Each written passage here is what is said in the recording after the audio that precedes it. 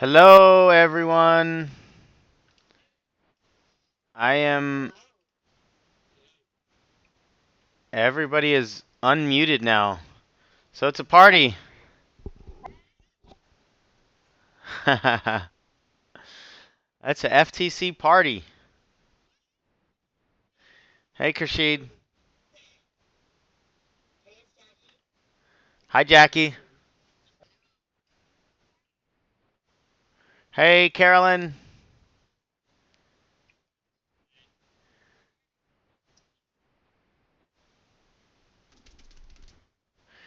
Hey, Doug.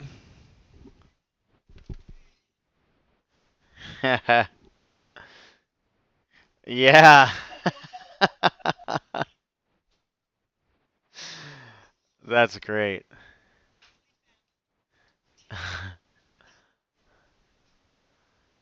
That's awesome.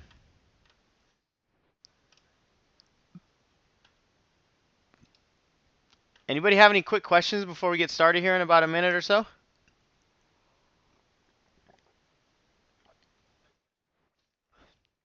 No questions, huh? Anybody excited to hear about this website stuff?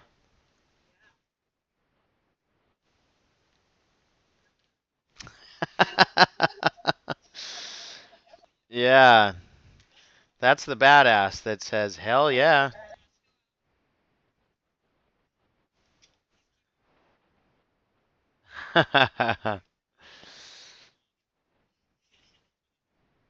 Yeah, he is behaving right now.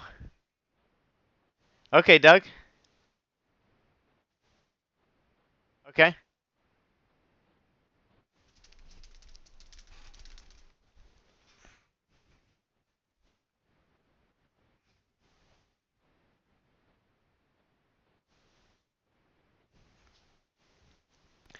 Yeah, it's the same guy that I'll give you his email address today.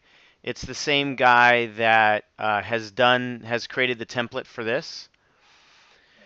And so I would suggest you just talk to him about like what needs to be done. And I don't think he actually does some of the graphics. I mean, he does a lot of the website configuration. He doesn't do a lot of the graphics, but he has people that can do the graphics. Or you know what? Let me hold on. Let me start recording this now so that we can capture this. Okay, and I just showed my screen. So can you all see my screen now?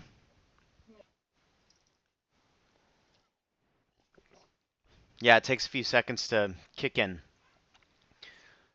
Okay, cool. So, great question, Doug. The question, just to repeat it, was out around outsourcing. Do we have anybody to outsource stuff on the internet? So, I mean, like with the website, there's so many outsourcing resources out there. Uh, and the cool thing about WordPress, which is what I will, which is what our template is that everybody knows WordPress. Like everybody out there who does websites knows WordPress. So that's why I would suggest you go with a WordPress site. For the longest time, actually, I'll open up my current page, which is going to change soon. If you guys haven't been on my current page of CoachSeanSmith.com, it's a pretty cool page. It's pretty dynamic. We can do lots of stuff on it. We've got this little plugin down here at the bottom to where these pictures just rotate every time somebody goes to the page, or I think every time you refresh the page, there's like new pictures that come up at the bottom. So that's pretty cool. And there's some pretty neat things on this page. It took us about a year and a half to build this. It was just like a phone call every week or two, so it's not like it was, solid work for a year and a half. But here's the problem. This is not a WordPress page. I don't even know what kind of system it is. It might be Linux. I don't know what some of the other like programming systems are. But the problem is it's very difficult for us to do much with this page. I mean, we certainly know how to add new posts and things like that, But when we fired these web people, we were kind of stuck. So, like this blog post, focus on what's there, not what's missing. I wouldn't be surprised if this is a year old and we probably like we just haven't added anything to it in a long, long time. And a lot of it is just because we don't like the website and we don't have a lot of control on it. So that's one of the reasons why I would definitely suggest you go with WordPress. So with a WordPress site, everybody out there knows how to use them, which means you can go to places like, and um, I'm going to mute everybody now that we're going and now that we're recording. So everybody is now muted. If you have a question, you can raise your hand, and then I can unmute you all individually. And if for whatever reason it seems like I'm ignoring you, you can type in a question, uh, and I'll be able to see the question. So the cool thing with WordPress is it opens you up to pretty much anybody out there that knows how to do websites, and a few resources that I'll share with you. There's a resource called Odesk, the letter O, and then desk, D-E-S-K. They have a lot of people on there that can do website work. There's another resource of Elance, the letter E and then Lance, so it's like freelance, but just Elance. They've got a lot of people on there that will do website design and artwork, and I mean they've got people on there that will do, I mean, just about anything. You can have people write articles for you. You could have people do a whole book. I mean, it's just like all these people that are doing freelance work and relatively cheap prices. What happens is you can post a job on there. You can say, I need somebody who will listen to an audio and write 3 articles for it. Or you can say, I want somebody that will clean up this website, or I want somebody that will do this banner, I want somebody that will build a website for me. I mean, you can put up just about anything that you want done in your business on Elance, and people will bid on it. So they'll come back and they'll say, I can do that for you, and it'll cost you $50 or it'll cost $100. You can see everybody's portfolios. You can see the feedback they've gotten from other people. So it's a really valuable resource, and Elance is probably the most professional out there, meaning that Elance actually takes the money and then gives it to the person when the job is done. I'm pretty sure that's the way it happens. So it's almost like you sort of have insurance on there if you're not happy with what was done, and you can sort of prove it to Elance that the person didn't do what you wanted them to do, then Elance will give you your money back. I'm pretty sure that's the way it works. I haven't used them for a long, long time. There's other sites like you can go on Craigslist.com and post a job, but it's just you versus not versus, but you and the other person. So you might send them a PayPal transaction, but if they take your money and run, then there's not much action that you have. I mean, I think you could, complain and stuff like that, but it's just not as clean as Elance.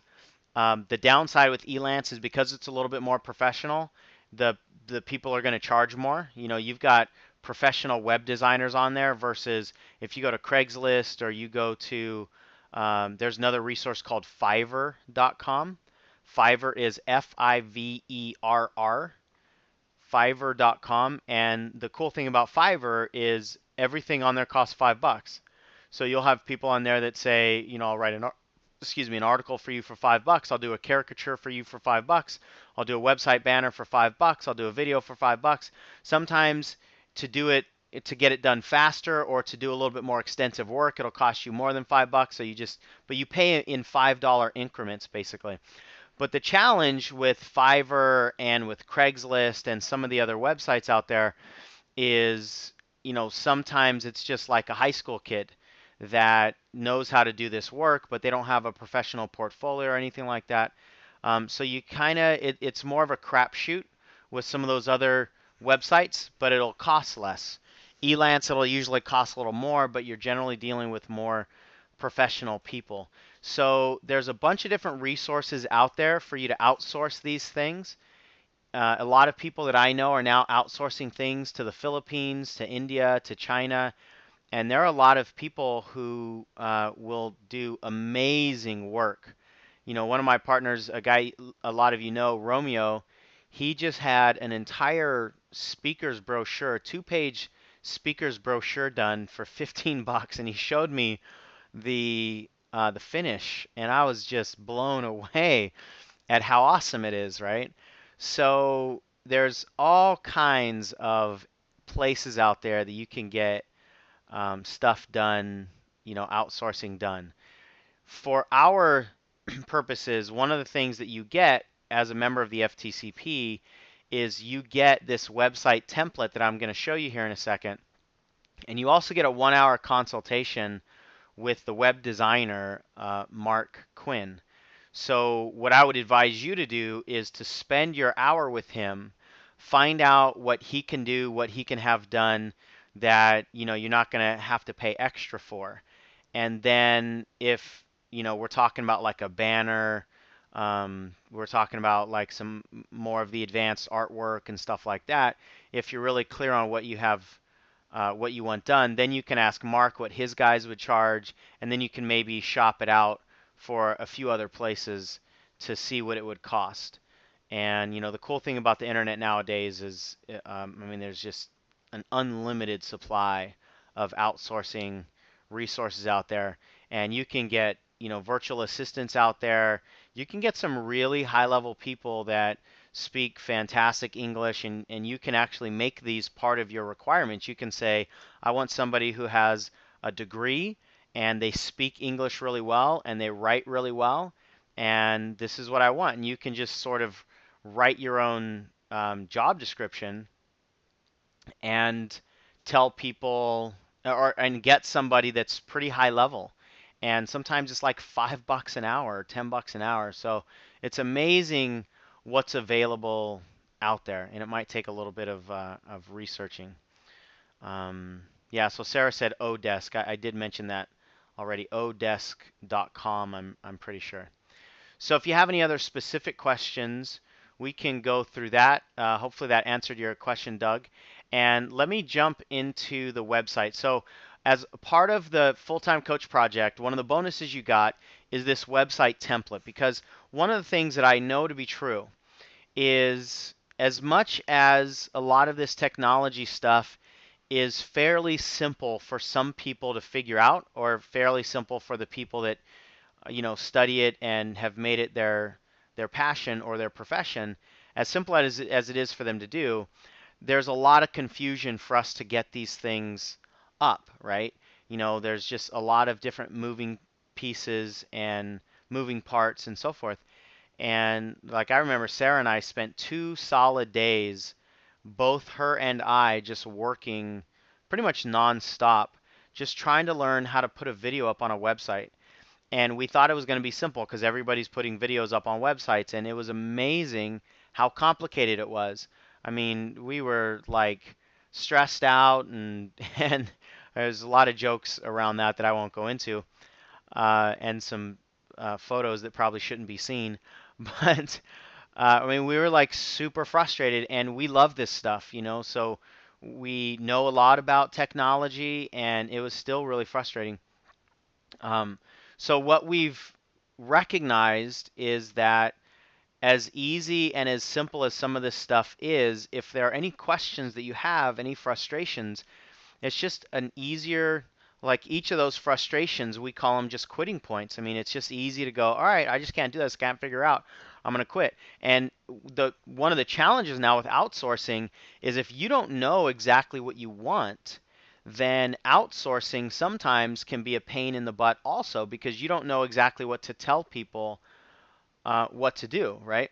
So if you know exactly, okay, this is what I want my website to look like, then somebody out there can probably build it. But if you're not positive about what you want your website to look like, then it's going to really be challenging. So what we've done is we've put together a template.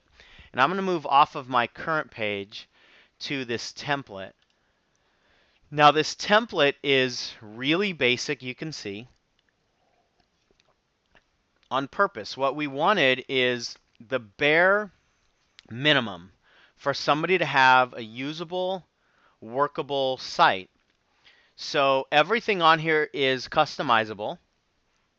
You can see that, hang on,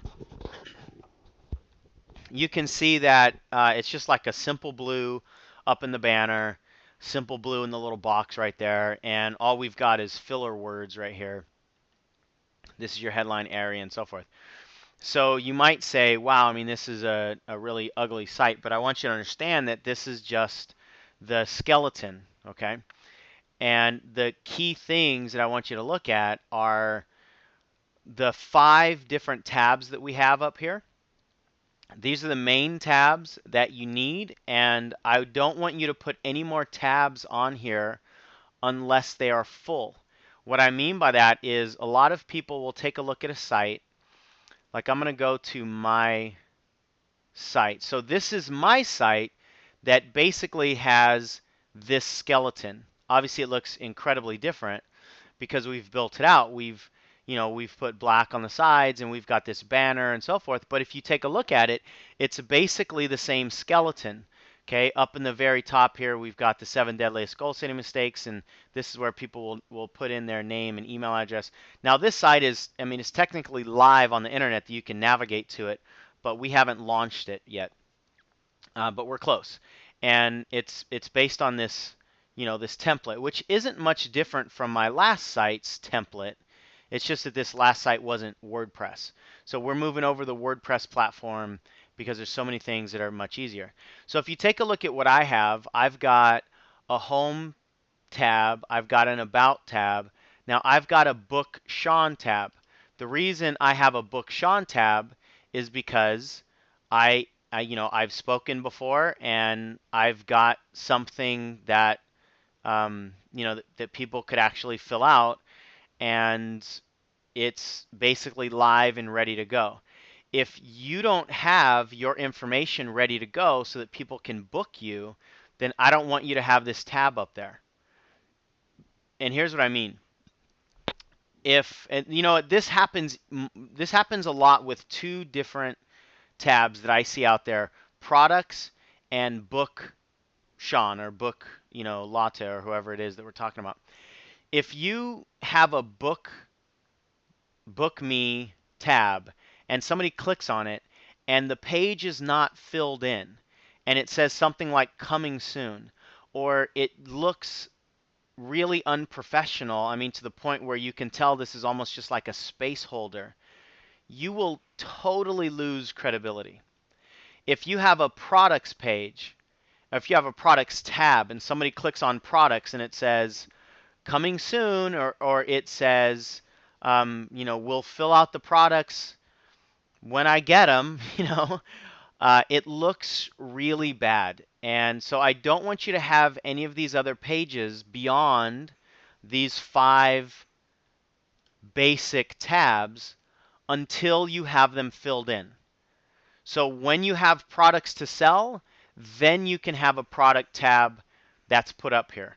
When you have the information ready so that you can be booked as a speaker, then you can put book me as a speaker, right? So these are the basic 5 tabs that I want you to have, and then you can build in the other tabs as you go. So I don't want you to take a look at it and go, oh, there's only 5 tabs. Well, what about all these other things? We can certainly add in, I mean, anything as we go along.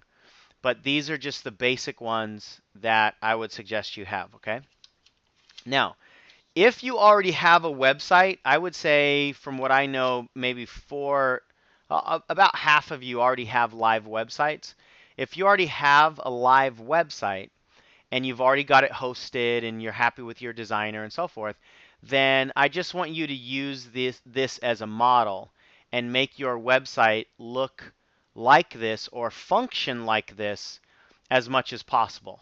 Now, obviously, you can have your site, completely customized, and it doesn't necessarily have to look like it where, you got a banner from the left side all the way to the right side, and the sides are white. So the layout doesn't have to look like it, but the functionality should be modeled according to this, right? And it's because we've tested this stuff. This is based on marketing principles and marketing practices and so forth. If you don't have a site, then I would suggest you just use this site, and you get this site for free. You've got to activate it, and I'm going to explain what that is, but it's a very, very small cost to activate it. And now, if you had this site built, it would be about $3,000. We paid our designer about $2,800, $2,900 to get this site created, right? And I asked Mark. We actually had that site built before I used Mark. So Mark is now editing our site. He didn't actually build it, but I asked Mark what it would cost to build, and he said it'd be $3,000. So, this is a really powerful site. Now, you might be able to find it out there, for a little bit less than that, but the bottom line is it's a really powerful site, and it's a hugely valuable site if you do it, properly. So let me run through these tabs, and then I'll take some questions here. So the first tab is home, and that's the home page. So when people go to your site, whatever your URL is .com, oh shoot, I just had a thought. Let me open up this page so that I don't forget this. I'm going to share a cool way that you can find some URLs. Okay, so back to your home page. When people click on whatever your URL is .com, they should come to your homepage. Now, a few things are really critical for your homepage. You can see this box right here in the middle of the page. One of the things that's crucial for you to build a community is for you to get names and email addresses. Before I continue that thought, we got a question from Carolyn. She says, if we already have a website, could we use this additional one for a specific product? Absolutely, yes. Thank you for that, Carolyn. That is another thing you can do. You can just activate this and use it for a different product. You can use it for a different niche, for a different market. You can just use it for testing purposes if you want. So yeah, you can absolutely activate this and use it in parallel. You can use it in conjunction with the sites that you already have. So your current site could link to this site if you just want to market it in some other way. So yeah, absolutely you can use that. Thank you for that question. So back to the homepage here, what's critical nowadays is that you build a community. And the way that you build a community is you collect email addresses and sometimes names along with the email addresses. The way you do that is you offer something for free to people in exchange for their email address. And you've all probably done this on multiple sites. If you're like me, I've done that hundreds of times, and I get emails from all kinds of people because, I joined their community. So this has been around for, over a decade. It's not slowing down. This is still what we have to do to get people's names and email addresses. And so what you want to do is you want to offer something that we call an ethical bribe. Right? Here's the bribe. I'll give you something really valuable in exchange for your email address. Currently, right now, what I have on mine is a video series called The 7 Deadliest Goal Setting Mistakes in Direct Sales. And so when people put their name and email address into the box, they will be taken to those pages. And I don't know what those pages are offhand, otherwise I'd share them with you. Yeah, if I think about it, I'll show them to you if you want to see them. But so that's the ethical bribe. People go, whoa, that's pretty intriguing. 7 deadliest goal setting mistakes. Holy cow, I want to know those. And so they'll put in their name and email address right there. What you should offer is sort of, I wouldn't say it's a real debate out there in the internet marketing world. The discussion is, there's several different things that you can offer. You can offer a video series, which is what I'm offering currently. You can offer an audio program. So a lot of you that just did your teleseminar series, you might end up at some point in time offering that whole series for free. You could offer a single audio for free, like a 45-minute audio for free. You can offer an ebook for free. And an ebook is nothing more than just a PDF file, that people can download. And sometimes ebooks are 10 pages, sometimes ebooks are 200 pages. It's a full book. It doesn't necessarily have to be a full-length book to be considered an ebook, right? So a lot of people are selling ebooks or giving ebooks away for free, and they're 20 pages, 30 pages, whatever. So there's no set parameter on how long it has to be. It just has to be valuable, right? So you can offer an ebook. You can offer a mind map. People really like mind maps nowadays. You can offer a handwritten like notes. There's really no limit to what you can offer, and it depends on what your market is, and ultimately you just have to test it. So you can spend all the time that you want thinking, well, my market's going to want these videos, or my market's going to want this ebook, or my market's going to want this. Ultimately, as you go along, what I would suggest you do is just simply test it. The people who are really serious about optimizing their opt-ins, they'll test everything. They'll test a PDF for a week or a month and see how many people opt in. And then they'll test audios for a week or a month, and then they'll test videos, and they'll just keep testing it. And they'll find out that the videos get, let's say, a 20% conversion. 20% of the people that go on the website enter their name and email address. And then they might find that the PDF gets a 22% conversion. Now, that doesn't seem really significant, but when you're talking about thousands of people going onto your site over the course of several months or several years, depending on how aggressive you are, that's a really significant number. So ultimately, you just have to test it. What's important is that you just give something away for free. Just give something. And everybody could literally spend a couple hours and just write an article. And you could just say, free article or free report. Usually it's called a free report when it's given away for free like this. You could just say a free report. The 5 things you have to know to hire somebody, or the 7 crucial elements that you need to activate, your goal setting or something like that. I mean, obviously the language is going to be different for your market and so forth. You want to put some time and energy into this. But what you want to do is you want to offer something for free. Now, one thing that you'll notice here is in this box, a couple things. It's across the whole site. It's a horizontal box across the site. In my current page, the opt-in box is up here. You can see it's on the top right. And for a long time, most people said this is where the opt-in box should be. It's on the top right-hand side just under your banner. So this is where we had it. You can see, name and email address. But the studies right now are showing that when you put an opt-in box and you offer your free thing in a horizontal box like this across the page, it causes people to stop more often. It just gets more attention when it's all the way across the page like that. It's just a bigger attention getter, and people are just sort of trained to stop when they see a horizontal bar like this. It's almost like a header bar.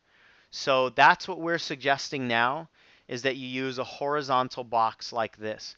And it's cool because you have a little bit more real estate. So if you take a look at what Mark has done for me, you've got a lot more real estate, probably about 3 times as much area, at least twice as much area, that you can put a cool little picture here, like he's got a picture of me, and then you can still have the opt-in box over on the right-hand side, but the whole thing is across the page. Now, I will spruce this up a little bit before we go live and probably make it stand out even a little bit more.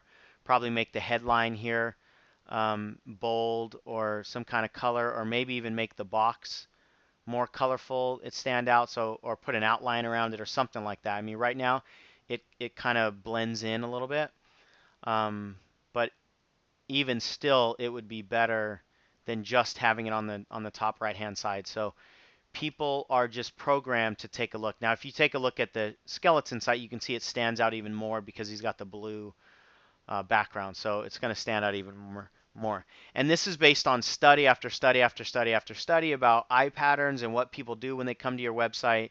And here's the thing. When people come to your website, the single most important function that your website has is to capture their information.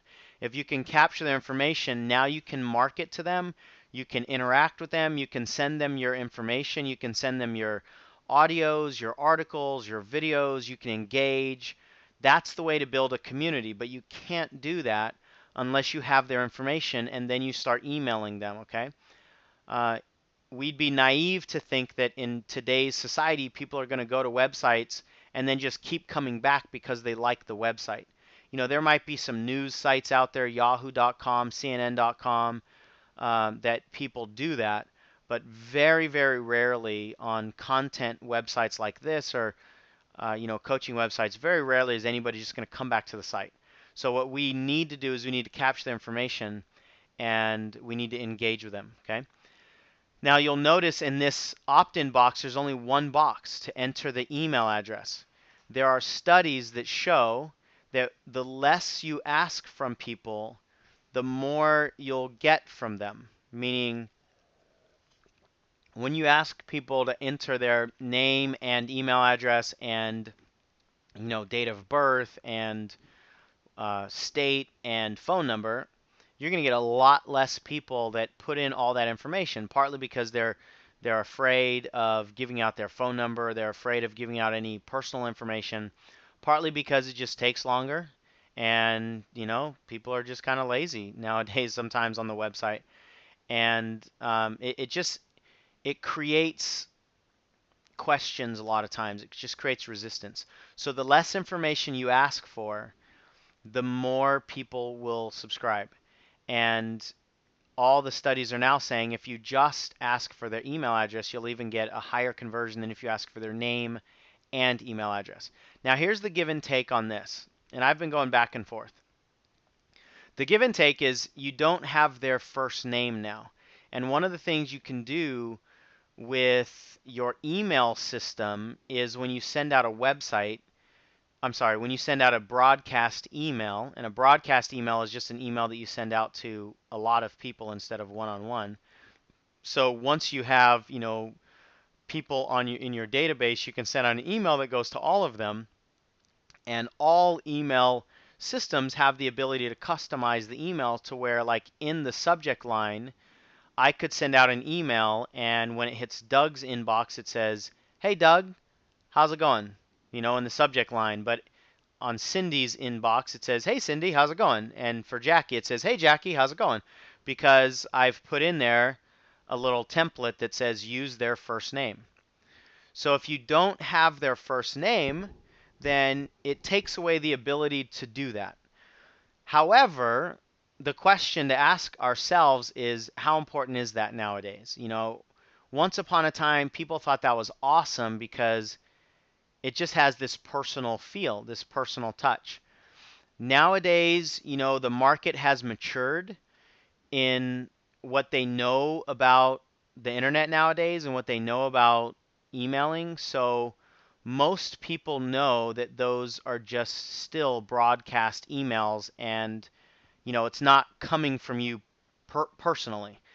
And once upon a time, people thought it was actually coming from us personally, and there was a lot of value in that. So nowadays, there's not as much value in that, and most of the people that do internet marketing, or at least a lot of the people, I don't know about most, but a lot of the people that do internet marketing aggressively, they have done all kinds of tests, and they realize that using people's names will not increase their percentages significantly, enough to override the fact that you'll get more names and email addresses, or you'll get more information when you just ask for their email address. So, but it's not like super significant. And if there's a reason that you want to have people's names, then go for it. I go back and forth on it, but the data is you will get more people to enter your community if you just ask for their email address. All right. So that's the opt-in box. That's the free thing. Give it away for free. That's the internet nowadays. You got to give something away for free. Ideally, you have a picture of that thing, whatever it is. We don't have that yet on the current site, and that's one of the reasons why we're not ready to go live just yet. Or not on the current site, but on the WordPress site that I'm making. On the current site, I do have a picture of me. It's kind of a goofy looking picture, but some people, that's actually even more enticing. But anything that's visual will increase people's connection. It'll increase their engagement. It'll increase their intrigue. So let's say if you have something that says download a free report, it would be best to actually have a picture of that. And I was doing this with Doug the other day, and I want to show you. Let's see. If I type in free report and I do images, and again, these are things you can have done for like $5 or $10, but you can see over here this free report. If you have something that says download your free report on, how to go from pain to peace, let's say, right? If we're going to use Jackie's brand, if you have a little picture like this, it will increase conversions. More people will put their name and or email address in there if you just have a little picture. And because it looks physical, it looks tangible. And for whatever reason, people just like seeing that thing. If you have like a free CD and you have a picture of the CD, you have a picture, you can get a picture of your hand holding the CD. I don't know if I like any of these other ones, but if you just have a picture of the artwork, a picture of the CD, then that's going to be better. Let's see if we have any images for free video. No, I don't see any free video like images. I mean, obviously all of these are images and something that people can click on. But, the bottom line is when you make it physical and tangible looking, more people will click through. So here's free ebooks, like right here. So this would be cool. Download a free ebook now. And then it's got a picture. And this makes it look like a textbook, actually. It looks like a big, thick textbook. And that's okay. Your picture doesn't have to match your, like, you don't, if it looks really thick, don't feel bad if your ebook looks really thick, but it's only a 15-page ebook. Like, nobody's going to care. Nobody's going to come back to you and go, hey, I downloaded your ebook, but it doesn't match. I thought it was going to be like 190 pages by your cover. Don't get too concerned about that. You just make something tangible. Okay? All right, let's see if we can go back. I knew this would happen once I started talking about this. I knew I'd kind of go off on other tangents and want to share some other things with you. But again, these are things that you can go over with Mark on your 1-hour consultation. So on your homepage, you've got ethical bribe, and what I would suggest you have is a blog post. So if you take a look at ours that we're going to unveil soon, we've got a blog post here. Purging the Pain from the Past is one of our blog posts. So people can read right away. I am going to end up testing whether or not. Oh, actually, you know what? That's on my products page. I was thinking, I know I have a welcome video on here. This is the homepage. So what I have on the homepage is I have a welcome video. And the welcome video just says, hey, everybody, this is Sean Smith, and welcome to the page. And, if you want information, go here and blah, blah, blah. And just to welcome people to the page, and it lets people get a sense of who you are.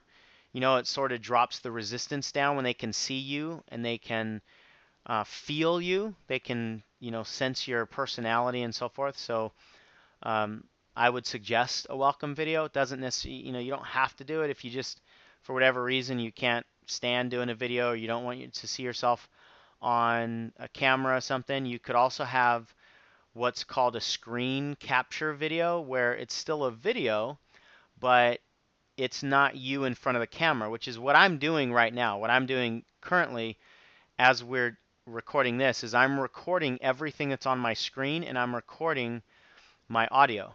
So I'm not in front of the camera right now being recorded, but when we get done here, I'm going to have a video where all of you can go back and just, follow this whole thing.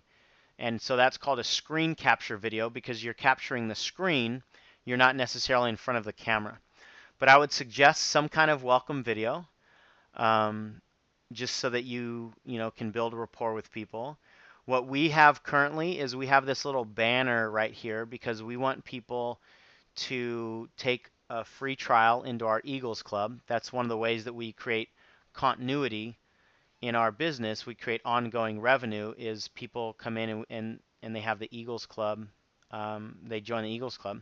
So that's a banner. If you have something you want to advertise, you can do that. And then we've got a blog post.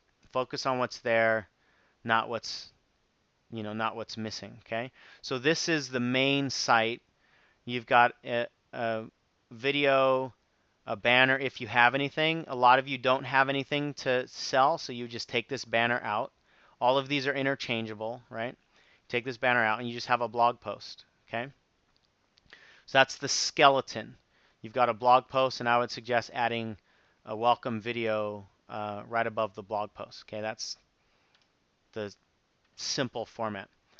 On the right-hand side, you have some space over here. My suggestion would be for you to put some testimonials, or one testimonial if you have a pretty good testimonial over here. And if you have a Facebook fan page set up, you can put what's called a Facebook widget, which is like a link to what's going on your Facebook page. So this is a live thing that we just put on our page today on my fan page. It's a Monday Minute. Take a few minutes to read this and look within and so forth.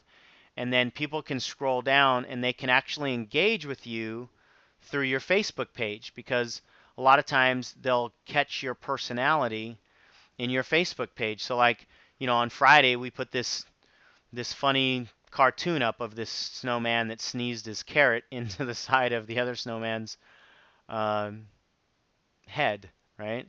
And there's a Thursday thought. So anyway, people can engage with your Facebook page right here on your website, and that's a cool way for people to get to know a little bit more about you. And what we want is we just want engagement. We want people to interact, right? So this is a way that we can just share our engagement. Some websites have people's Twitter feeds. If you really want to do that and you're really active on Twitter, you can. I wouldn't suggest it unless you're pretty active on it. Because what you don't want, like, you wouldn't want somebody to come on here and see that you haven't posted on Facebook in like 3 months, because then it just feels like a ghost town. So this will actually keep you active on posting, hopefully on Facebook. Now, if you don't have your Facebook fan page up and you're not really active with it, then don't put this widget up. It's kind of like if you don't have products to sell, don't put a product tab up. Okay, it's totally fine if you don't have it. It enhances the usability of the website if you do have it. All right. All right. Let's see. I've got a question from Doug. Says, Sean, you've obviously gone well below the fold on this. Do you have a suggestion for what items should fit within the fold? Yeah, that's a good question. So what Doug means by the fold is when people come to your website, above the fold means anything that people can see without having to scroll down. So on my page right now, you can see the welcome video, the testimonials, or Jack's testimonial, everything above, this Eagles Club is considered above the fold. Now, if you were to go to my page right now, and if you don't have as big of a screen as I have, or you have your resolution just set a little differently, you might not see everything that I have above the fold. So that's another thing to take into consideration, the size of your screen and the resolution on your screen. So what I usually do is I'll open up my laptop, because laptops generally have much smaller screen sizes and resolutions. Um, so I will open it up on my laptop. On my laptop, my guess is, you probably can only see about half of the video. So what you want above the fold absolutely is your opt-in box. You definitely want your opt-in box above the fold so that people don't have to scroll down before they see this call to action, right? And a lot of people will go to your site, see your free thing, and put their information in right away. So you definitely want that to be above the fold. On your home page, it's not critical that everything else stay above the fold, right? Doug and I had a conversation about squeeze pages, which is where you'll have just a call to action basically. Let's see what I have on the fulltimecoachproject.com. I think I have a squeeze page up right now. I might have changed it. Okay, so there's a little snafu here in that we've got two opt-in boxes right here. But on a squeeze page, your whole purpose is to get people's email addresses. And on a squeeze page, it's really critical that your opt-in box be above the fold and most of your information be above the fold. So the above the fold conversation is more important and more significant on a squeeze page. And I'm not going to go deep into squeeze pages in this video. We'll do that at a different time. But on your home page, you can have all kinds of stuff below the fold, and it's totally fine to have a long page where people can interact, and you've got a bunch of different articles on there. On my live page, we've got a lot more below the fold. We can go much further down. So that's totally fine on an interactive page like this. It's not a squeeze page. But what you do want above the fold at the very least is your opt-in box. So does that make sense, Doug? Hopefully that answers that question. All right. So let's see. I'm not sure where I was. Oh, okay. I was on the right-hand side here. The Facebook feed, if you have it, that's a good thing. A testimonial, if you have it. I definitely want all of you to have a testimonial on your page. If you have a video testimonial, great. I've got a pretty cool video testimonial from Jack Canfield, which is really cool. You don't think that you need a video testimonial from from a celebrity. You don't need it. You just need a testimonial from somebody that says, hey, this person's really cool and these are the results that I got, right? And then the other piece on here is the social media icons. Eventually, I'm going to suggest that you guys all connect on social media as well. We'll go through that in a different training. And when you have that, then you want to put these icons up, right? Typically, there's only about 4 or 5 main icons. This is Facebook, this is Twitter, this is YouTube, this is LinkedIn, and this is an RSS feed, which means people can click on this and get updates when I update my site. An icon that we're going to put up here once we have it all created is Pinterest. That's one of the hotter social media network right now. But again, don't put all these sites up if your Twitter page is a ghost town, right? Don't put a YouTube icon up if you don't have a YouTube account set up and if you don't have a channel set up. So as you build these in, you want to add those to your site. But at the very least, what I would want you to have is a testimonial over here on the right-hand side. And then, if that's all you have, if you don't have social media icons and you don't have a Facebook feed, that would be cool. Then what you could do, just kind of fill this space, and Mark would have some other ideas maybe too. What you could do to fill this space is just put links. Like if you go to my site here, I've just got links over here. You can see log in, read our blog, ask me anything. And a lot of these links are just the same as the links up top.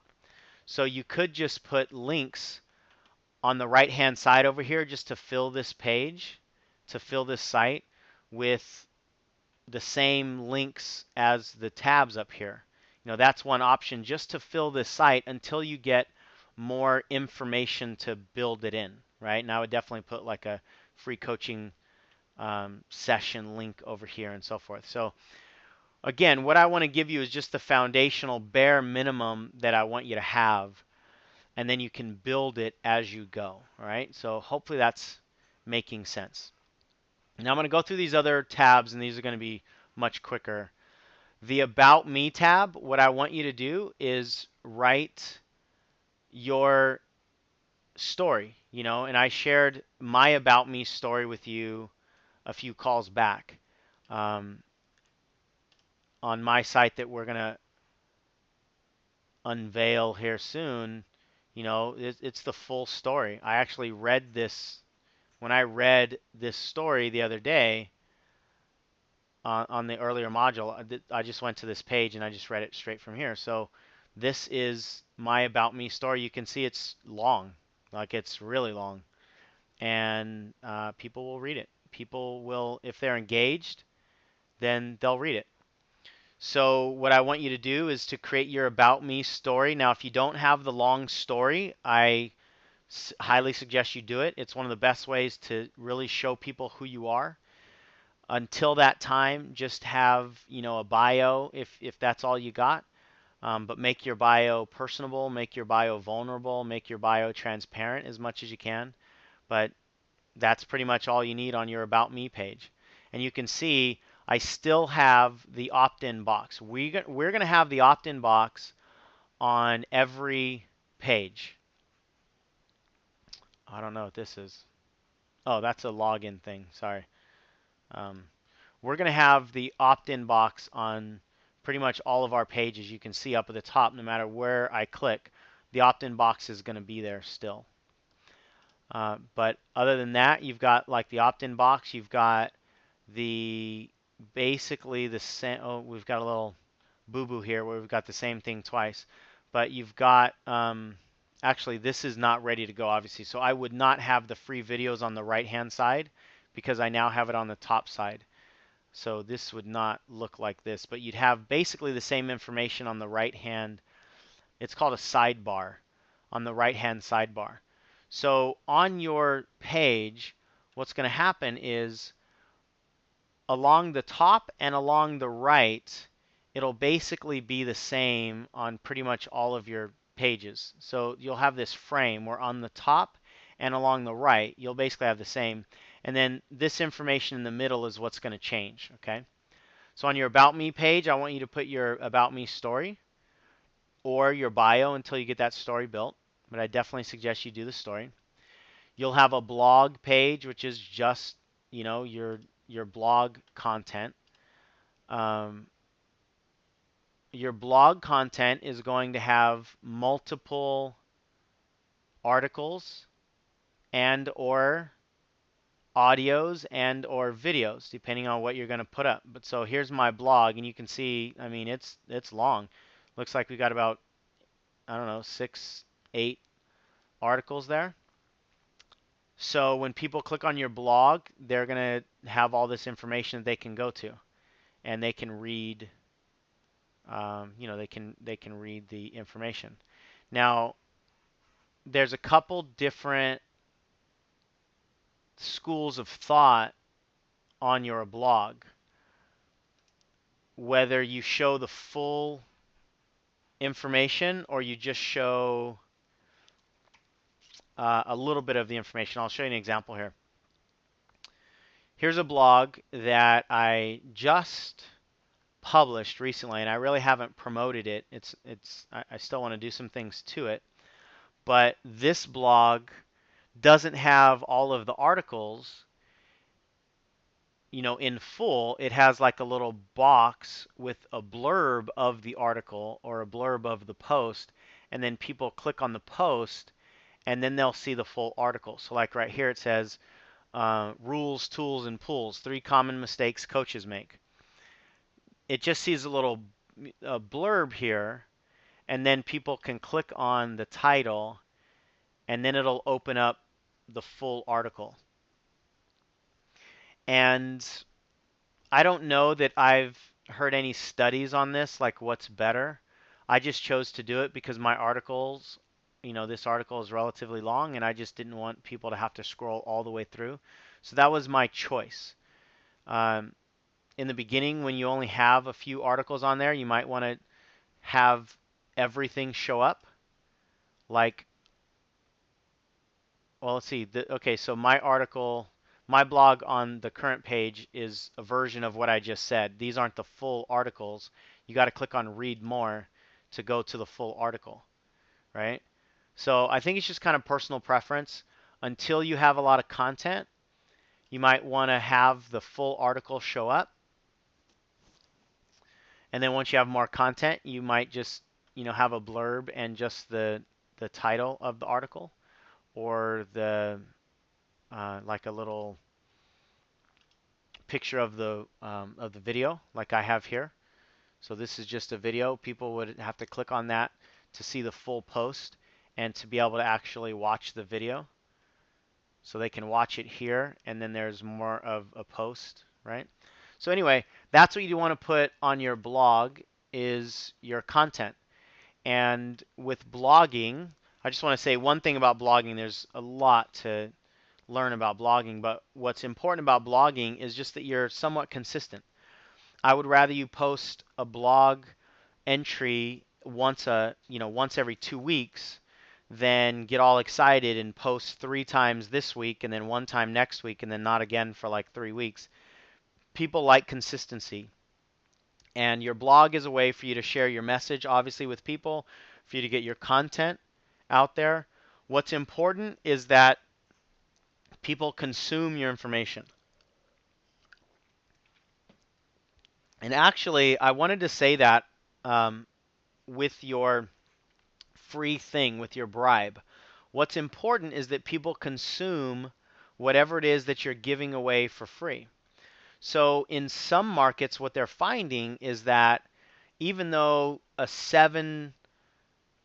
7-piece video series sounds really valuable, if each video is long, it sounds like, wow, they're going to get over an hour worth of content. That's really valuable. But if people end up not listening or watching the video, then they're not consuming your stuff. And it doesn't matter how valuable your stuff is. If they don't consume it, then it's useless, basically, right? So that's why I say you want to test. And I will probably move toward a free downloadable report, like a mind map of 1 or 2 pages, than a video series for that exact reason. But in some other people's markets, and I think, if I had to guess, maybe Jackie, your market would probably enjoy the video series maybe a little bit more because there's more of a connection with you and they get to see you and you're talking about a pretty sensitive subject and so forth. So ultimately, you've got to test, but what you want to focus on is consumption. Are they consuming whatever it is that you're giving them? All right. So your blog posts are focused on the same thing. You want them to consume your information. You want them to get to know you. You're going to want to drive people back to your blog. When you post something on your blog, you're going to post it on your Facebook pages and on your Twitter pages and on any other social media that you have set up. You basically just want to keep driving people back to your page. The more that you get them on your page, the more that they familiarize themselves with you, and the more likely it is that they'll join your community and or buy things when you ultimately have, stuff to offer and so forth, okay? So that's your blog. That's where you're going to put information up. I will teach you, or Mark will teach you, or we'll have somebody teach you how to actually put blog posts up. That's the thing about WordPress is it's very, very simple.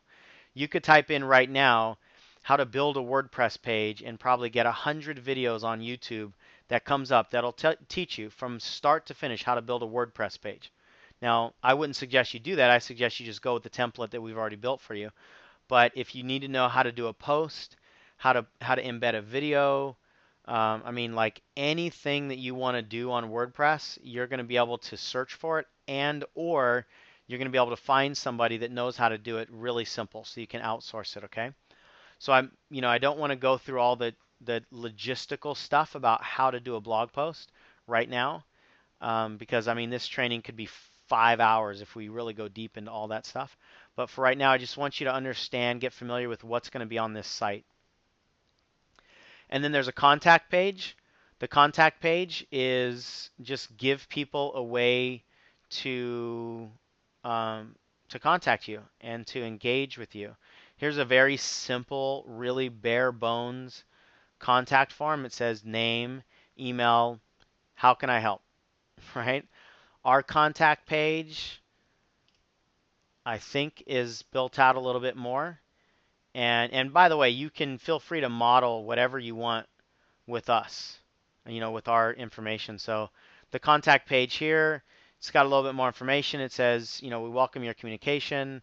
It's best to email him using the contact form below. Here's our mailing address. You can call us if you need a private consultation. One of our coaches can help. If you want an appointment with an MVP coach, fill out this information, and send it to us and we'll get in contact with you. So we've got a place for them to put their name, their email, some kind of subject line, and then right here they would actually take all this information and they could just write all that information right here in the message box, and this box will just go on and on and on and on and on and on. All right. So you can model that if you want. Or you could just leave it, really bare like it has here, but you just want to give people some way to contact you. I would definitely suggest you put your mailing address on here. If you don't have like a PO box set up for your business, I think you definitely want to do that eventually, so you can have a mailing address that's not to your house. Our mailing address is let's see. Our mailing address, this is not my home. It's a P.O. box basically, but it sounds pretty cool because we have a suite on it. So 4215 Tierra Rajada Road, Suite 237. Now I could put P.O. Box 237, but that just doesn't sound as cool and sexy, right? Suite sounds cool. And it kind of sounds like it's a physical office, although it's not.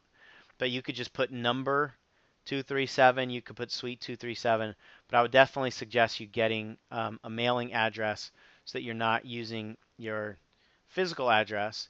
And it is important nowadays for a lot of people, just from a safety perspective and from a trust perspective, to see a physical address on there. Okay. All right, cool. So Doug asked, can you show us an example of a mind map? Yes, absolutely. Hey, Renee, if you're still on the line, Renee is like the king of mind maps. So, Renee, if you're still on the line, can you send me a mind map that or Jackie, you've sent me one recently too. Um, if you could send, you know what? Wait, let me see if I can find it in my download. A mind map is really cool. People love mind maps nowadays. let me let me take a second and just see if I can find one real quick. I know Jackie sent me one just the other day. All right, let me search for this. I think it'll be worth it. So if I can't find it in like 30 seconds or so, then I'll just have to show you a different way. But let's see. Okay, cool. Here's Renee's story. So Renee, you don't have to send me anything anymore.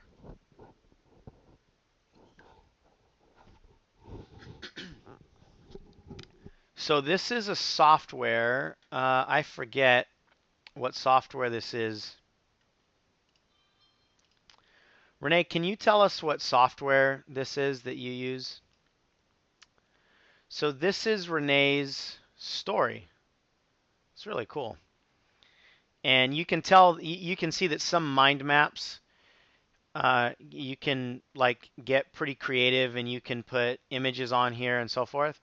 And the actual way that you build this You just build this all on the computer with this program, and it's pretty easy to do. You just like add these new I don't know what you would call these, nodes, or just like a new string or whatever. So you can just keep adding more and more to each of the, each of the different pieces. And so what you might want to do is, like, let's say for you, Doug, you might say um, the 5 components for a profitable business, and one of these little offshoots would be systems, and another offshoot might be hiring the right people, and another offshoot could be I don't know, P&L or something like that. I forget what your content is. I know we were talking about this a little bit the other day. And then with under systems, you might have like payroll systems and marketing systems, and then underneath that, underneath marketing systems, you could have another little web that goes out, and the marketing systems could be email marketing, could be PR, could be what have you. So you just build out this, this mind map where it just goes on and on. And people love nowadays, they love visual mind maps like this. They especially when it has some kind of framework. It's like an umbrella framework. So what all of us could do is we could all take the content skeleton that we created, and we could create a mind map on it, which is kind of the way that I sort of explained it. I just didn't put it into a mind map visual, but we could take your content and create a mind map around it and have all of the different little pieces, be your content basically. So that's what a mind map is. And Jackie says she uses Mind Node, MIND, Node, NODE. Actually, let me see. I'm going to type it in the comments here. I'm pretty sure it's mindnode.com. Mindnode. And she says it's free. If you don't like that one, you can just type in like free mind mapping software. There's a bunch out there because it's becoming really popular. So that would be an example of what a mind map is. Let's see. Audra says lifehacker.com. Oh, that's it looks like that's probably like a blog post or something. I'll put it on here to everybody because I don't think what Audra just sent is to everybody. I don't think you guys have the ability to post your comments to everyone. I think your comments just come to me. But I just sent to everybody, so hopefully you all see this link that Audra found for us. Thanks, Audra. Lifehacker.com, I think, is a blog, but it looks like maybe one of their blog posts is 5 best mind mapping applications. Looks like Kershid said Inspiration is a program that has mind maps. So anyway, there's a bunch out there, and they're really valuable because they're easily consumable. That's the thing.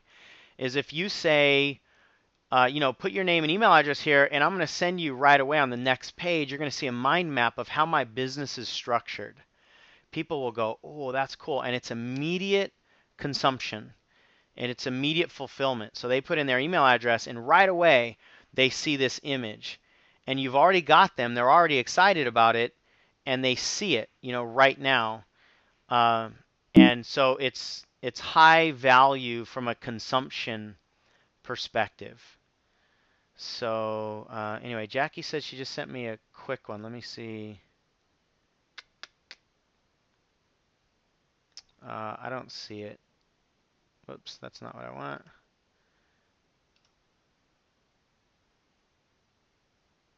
Okay, mind map. Anyway, if this takes a while, then I won't show it. But she said it's a real simple one, so it might be a good one to take a peek at. So anyway, I think and I hope that we get it, that we understand what that is. Let's see. Okay, here's Jackie's mind map. So here's her mind map on her widow's retreat content. So, very similar to what I showed you with Renee. This is a little bit, more spacious, and it just doesn't have the same amount of content on it. So, cool. All right. So consumption, consumption, consumption. I think that's the key. I know that's the key with your blog posts, obviously with just getting people to get your information anyway, and definitely with your free ethical bribe. You want people to be able to consume. And the cool thing is you can do a mind map probably a lot faster than you could just get in front of the camera and film and edit, 3 or 5 videos. So you're going to be up and running quicker than you would be if you make it a little bit more extravagant, right? Okay. So my suggestion is just get something up quick. Get something up. I mean, make it valuable, but get something up. Spend a couple hours, write a report, write an article, do a mind map, something fairly quick that you can have so that you can get this in motion, all right? Okay. So the last piece here is a free coaching session. Now, if you see on our site, we actually have it separated intentionally, just to kind of make it stand out a little bit. Once you have a lot of tabs, my tab doesn't, my website, actually, we don't even have that in here yet. But once you have a lot of tabs, you're not even going to, have space to be able to separate it out. But that's one of the things that we still have to put in here. Let's see if I even have it on my current one. I didn't even have it on my current one. But I've been pretty secretive with my personal coaching, to be honest. I usually just do private coaching after events, whether it's an event online or a live event.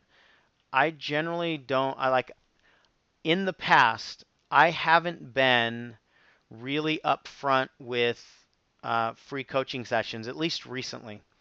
And that's just because I've been doing it for a long time. We currently get asked all the time, so we get people that are emailing us all the time about coaching. So I haven't put it on my website intentionally simply because we've got a big community and I've intentionally been really selective. Don't do that. I would not suggest you do that until you get to that point where you've got people that are emailing you in and asking you for free sessions and so forth. What I would suggest you absolutely do is have a tab on your page and a link that offers people a free session. Now, I think we talked about this on a previous module. I you, I don't know that I would suggest you say free coaching session. You might want to say like free strategy session or complimentary coaching session. You might want to play with the wording a little bit. Free coaching session is okay, but I think it's you'd get more intrigue, excuse me, if you call it something more aligned with your brand, or if you call it like a strategy session. Now, somebody like Doug, who's basically coaching in the consulting world, a consultation or a strategy session would appeal more than a coaching session. For somebody like Jackie, who's in the grief market, strategy session probably doesn't make much sense. I would maybe say like support session or coaching session would certainly work. Something like that, so you want to tailor it to your market. But what you want to do is have a way for people to get free sessions, because especially in the beginning, and this is what we talked about on the last call, in the beginning, your free coaching sessions are probably going to be the way that you get clients more than anything else. The best way by far is to get up on stage and to speak. But it's easier to get people into free coaching sessions than it is to design a talk or speak it on somebody else's stages and so forth. So until if that's the avenue that you're going to go down, until that avenue is really rocking it, you just want to do as many free sessions as you can, okay? That's why we have it separated.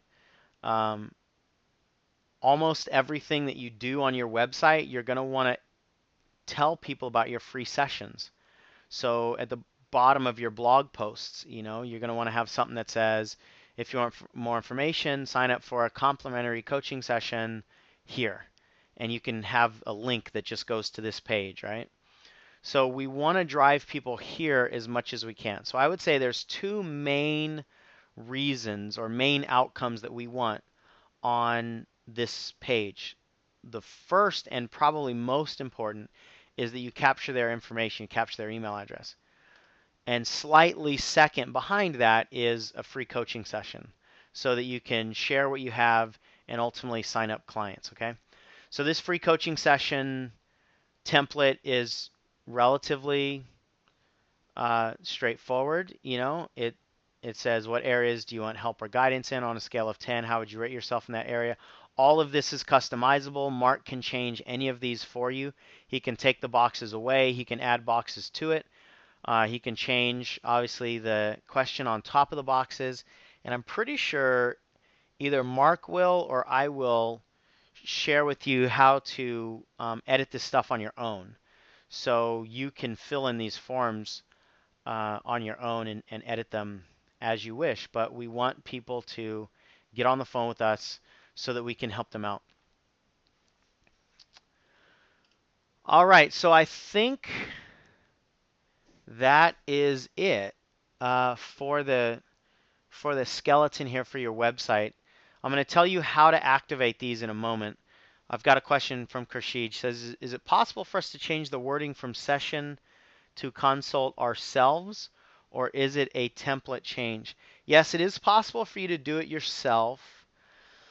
I haven't done it in a while, so I don't think I could show you right now how to do it, but it is pretty simple. Once you get into the back end of your website, it's just one of the things that you can just go in and just change. So you can absolutely do it, and Mark can tell you how to do it once you have your consultation with him. Okay. So the answer is yes, that we can change just about anything on here. Now there are some layout restrictions that there's different design templates, obviously, and this is a design template. We can put a bunch of different things inside this, inside this bar on the right-hand side. There are a few restrictions, but for the most part, this is like so customizable. You can change anything on here. You can change any of the words on here and so forth. But you wouldn't necessarily be able to say, okay, I want this whole section right here, and I want you to move it down and to the right. When you start getting into template changes like that, that's when the actual structure of the site has to be changed, and that's going to cost you a little bit more money because you've got to have that coded, right? But for the most part, you can change and customize anything that you see in the layout that you have here. And a lot of the things can be done just within the layout that you don't have to pay more money for. But I would suggest you just use what we have. It's been tested, it's been proven. It's a marketing site. It's based on what people, where people go with their eyes. It's based on how to get people to join your community and so forth. So I would just suggest you do this. And Latte says she's been doing it on her side most of the time, and it's been easy in terms of creating WordPress. Yep. So it is fairly easy to do. So let me explain to you how to activate this, and then I'll open it up for Q&A. So the way that you activate this site to get the ball rolling is you send an email to the web designer, and his name is Mark Quinn. His email address is markruss@gmail.com. I don't know this to be true, but I think the reason it's Mark Russ is because he has red hair, and so my guess is that maybe his nickname was Rusty or something, and so that's why it's Mark Russ. I've always wondered why is his email Mark Russ instead of Mark Quinn. But his name is Mark, M-A-R-C. His last name is Quinn, Q-U-I-N-N. And so what you'll do is you'll just email markruss@gmail.com to set up your consultation. You'll just basically say, I'm in Sean Smith's full-time coach project, and I'm ready to do my consultation about my website. Now, my suggestion is that you have as much of the information ready to go as possible before you talk to him. And the reason I say that is if you do your consultation with him and you don't have your About Me page and you don't know what you want on your content page and you don't, have a clear idea of like a blog post and you just don't have the information ready to go, then what'll happen for most people is they'll do the consultation and then they'll put all of these things on the to-do list. Okay, well, I've got to do my About Me page. And as soon as I do my About Me page, then I'm going to email Mark back. And anytime that you learn something and you're not ready to implement it, and your implementation goes on a to-do list, it's just so easy to just drop that ball completely. And 6 months later, you still not have this done. So my suggestion from an implementation standpoint is that you have a lot of the information ready to go. Now, if you have a good reason not to do that, go for it. I mean, you have an hour of his time, which is really generous because, he would charge $300 an hour just for consultations like this, right? So you're getting the template built for you. You're getting an hour consultation all for free just as a member of my full-time coach project, right? So we're taking care of you on this because we want you to implement, we want you to get going on this stuff, right? So my suggestion is that you have as much of the information ready to go as possible to make that implementation quicker. Now, hosting. You have to understand the situation with hosting. When you have a website, you have to have it hosted somewhere. It's kind of like you've got an office and you need to lease an office space somewhere, right? So it's kind of like you're leasing space on the internet and you've got to get it hosted. There's a lot of different hosting companies out there. The two main ones that I think are the most popular in our industry are Bluehost, which is who I use, and HostGator, HostGator, HostGator.com. If I was just starting, I would use HostGator, but we got this set up years and years ago before I knew about HostGator, and so I just got on Bluehost, and it's been fine, and I've got like 50 domain names hosted with them, so it's just easy to keep it. If you're starting out and you don't already have a host, I would suggest you use HostGator. I think it's a little bit cheaper, but most people they just have a lot of really good things to say about HostGator. So that's what I would do. With Mark, here's the here's the situation. If you already have your own hosting account, like if you already have a Bluehost account or you already have your hosting through GoDaddy or something like that, if you already have it set up to where you have an account and maybe you have like unlimited amounts of domain names and you just want to put this website on the host account that you already have, or maybe you just don't want to have two different hosting accounts. You just want everything to be in one place. If for whatever reason you have your hosting account or you just don't want to use HostGator, there's a $75 setup fee for Mark to customize that site and for him to activate it on your hosting account. So he'll take care of all of the back end stuff and put it up. And it's just a $75 setup fee. If you go through HostGator,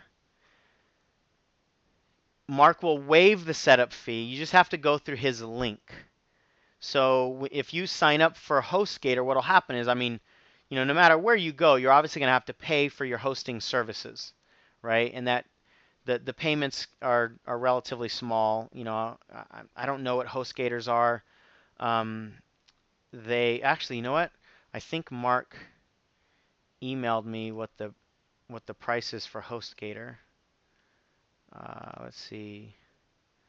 Mark says, oh, you know what? This is important. I've been saying HostGator. It's DreamHost. Okay, cool. So it's DreamHost and not HostGator. Well, I'm glad I opened up that. That's glad I opened up that email. And not.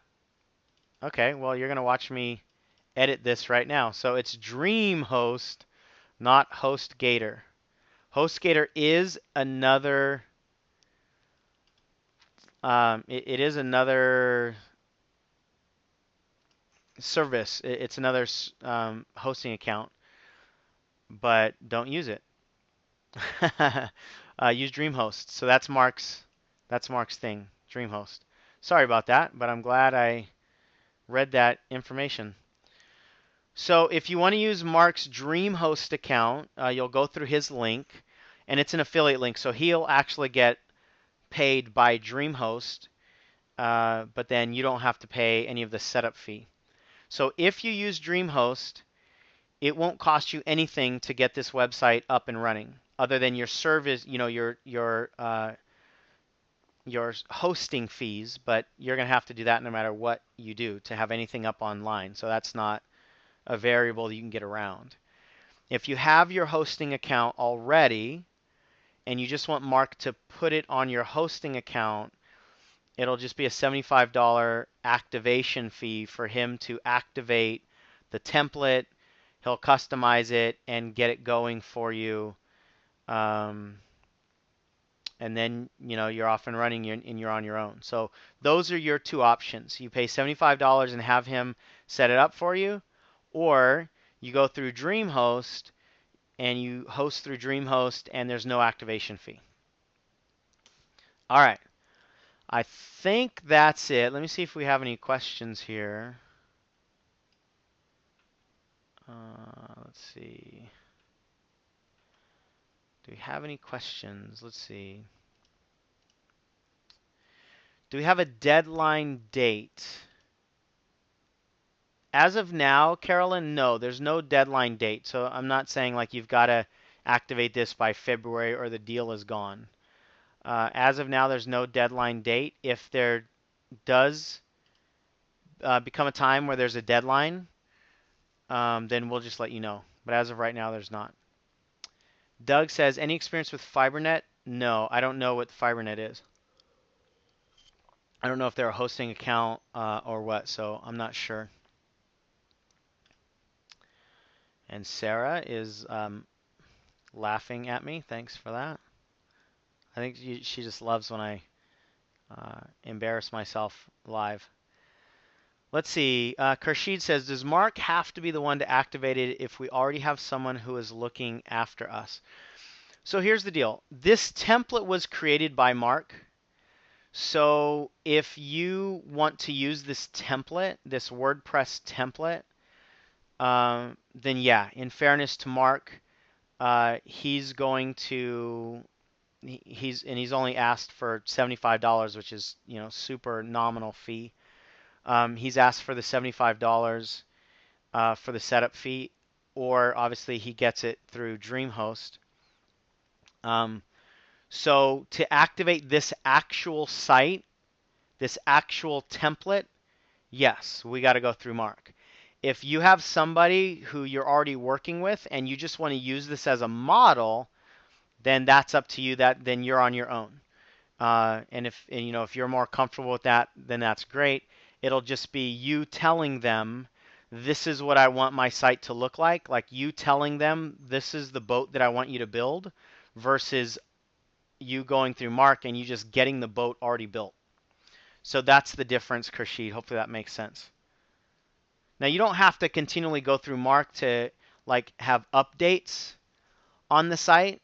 You know, if anybody knows how to do WordPress, you could get this template activated for you, and then you could have, somebody else actually do the editing on the site and so forth. You don't have to use Mark.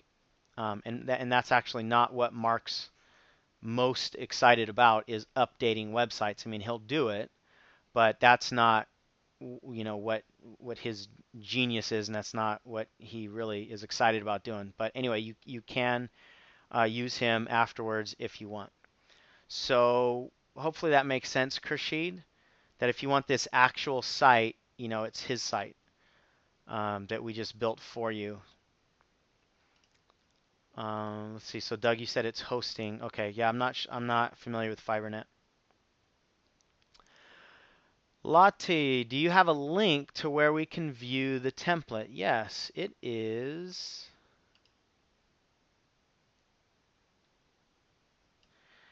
right here. I will post it to you.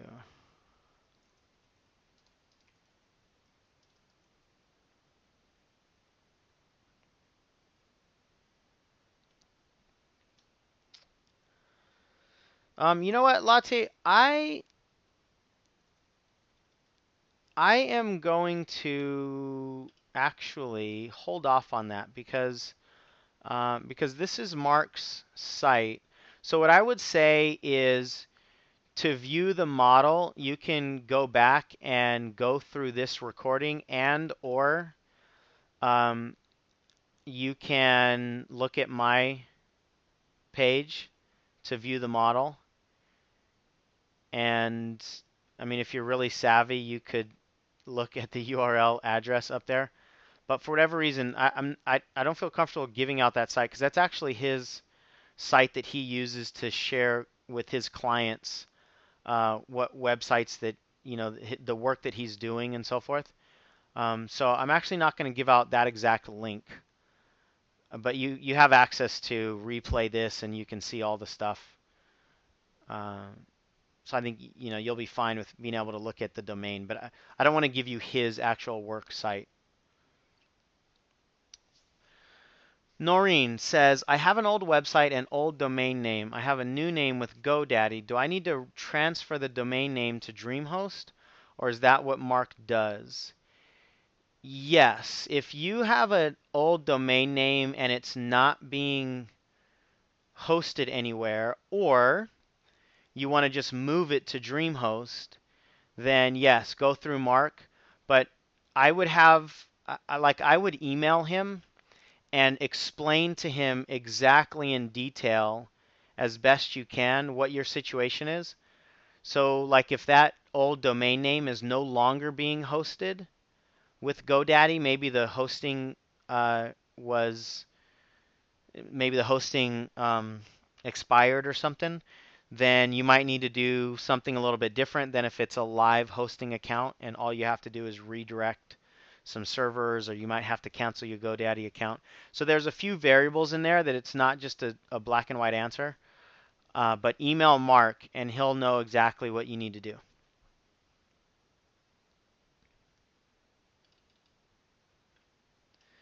And I will put Mark's email address down here too, just in case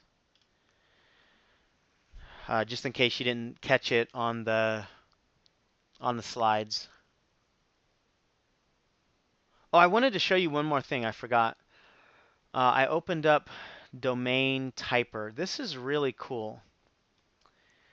Domain Typer, if you don't have a URL and you want to know what URLs are available, I mean, you can go to GoDaddy, or I use Namecheap. You can go to a bunch of different URL places and type them in, but this is actually a little bit faster. So let's say I want to search for coaching business. You type it in, and right away, hopefully right away, sometimes it takes a while depending on your computer, it tells you what's available and what's not. So anything that's red is not available. So coachingbusiness.com, no. .net, no. .org, no. .me, .us, .tv, and .mobi are all available. Now, I would always suggest you try to get a .com. It's still kind of more respected on the internet nowadays to have a .com. So let's say, what was I playing with the other day? Let's say build your coaching business. I want to know if that .com is available. Cool, so it's available. Uh, so now you can actually just go right here through GoDaddy. Looks like GoDaddy is sponsoring this page.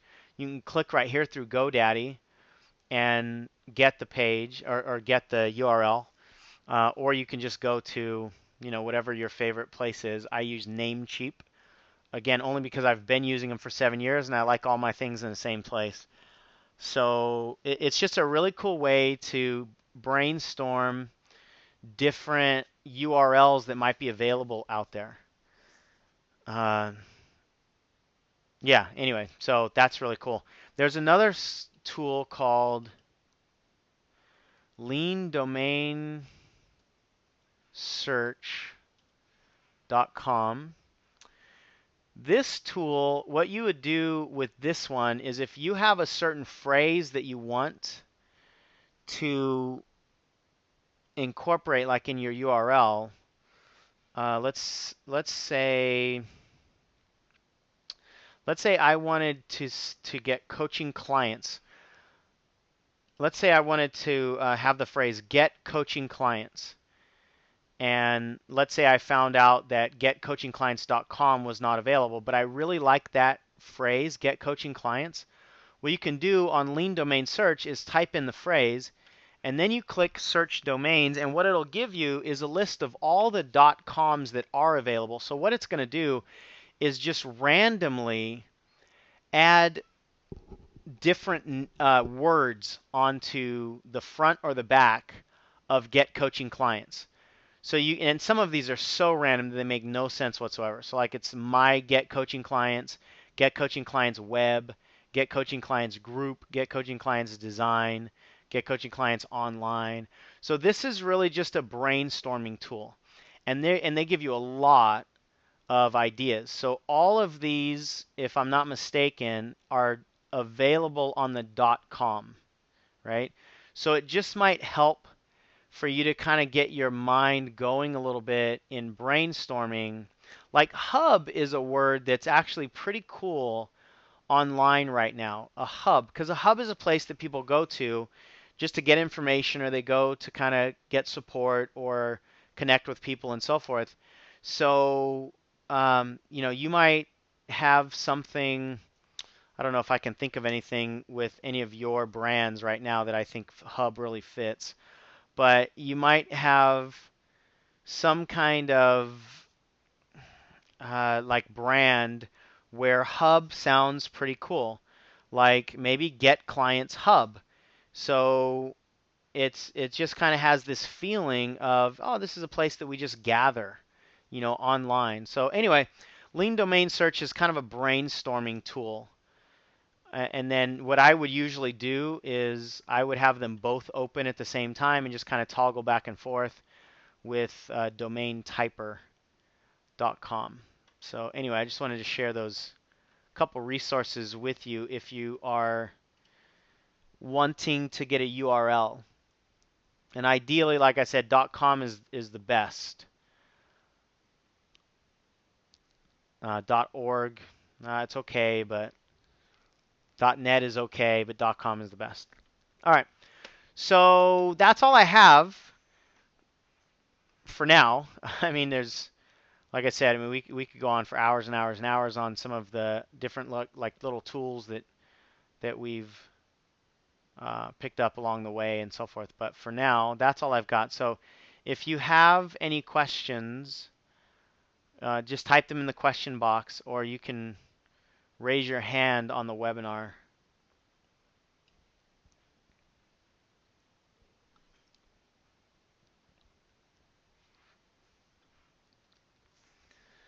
All right, Noreen says, I have a name with GoDaddy but didn't build the website. Okay. Yeah, so I would suggest you just use this template. Just build it. You can't go wrong for 75 bucks. Just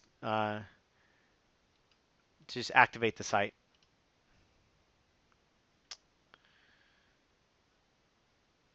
Cool. I know a lot of people, like we're approaching the 2-hour mark, so I know it's been a long time. But all right, well, if there aren't any more questions, then we'll just um, end the call.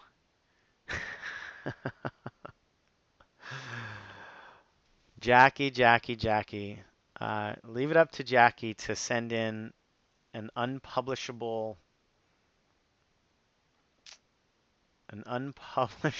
comment. But it sounds like it actually came from Renee. So Renee, I'm gonna leave it up to you to see if that website is available, bud.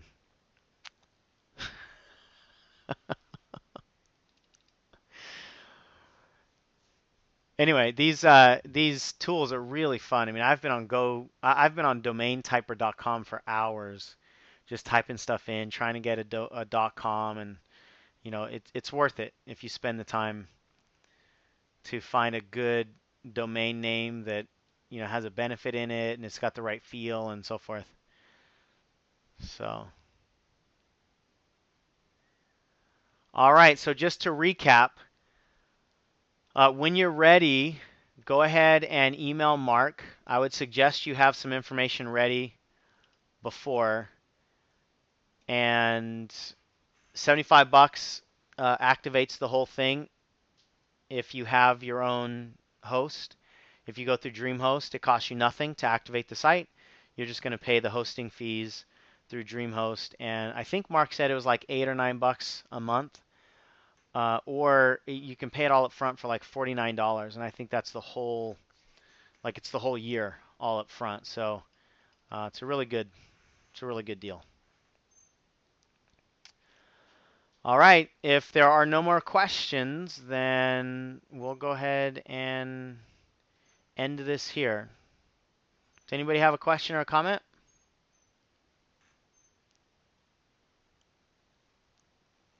Cool. So if you do, then email me, Facebook the group. Again, use us as a resource for what we can help you with. There's so many people just within this group that have all kinds of experience with websites and stuff like that. So a lot of people might be able to help you out, either with resource referrals or just help you do something. Cool.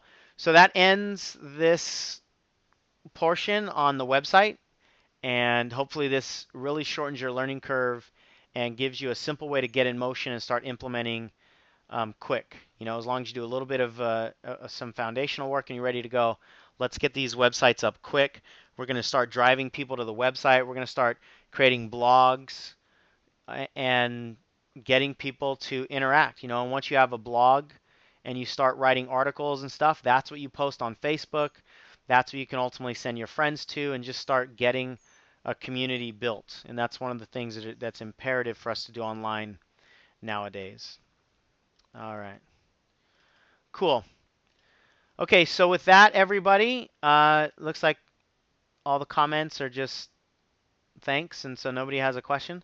With that, everybody, we'll end this session, and I'll talk to you all real soon. We've got a mentorship call this Friday. You'll get an email about it, and we will be ready to head into the holidays. So take care, everyone. I'll talk to you soon.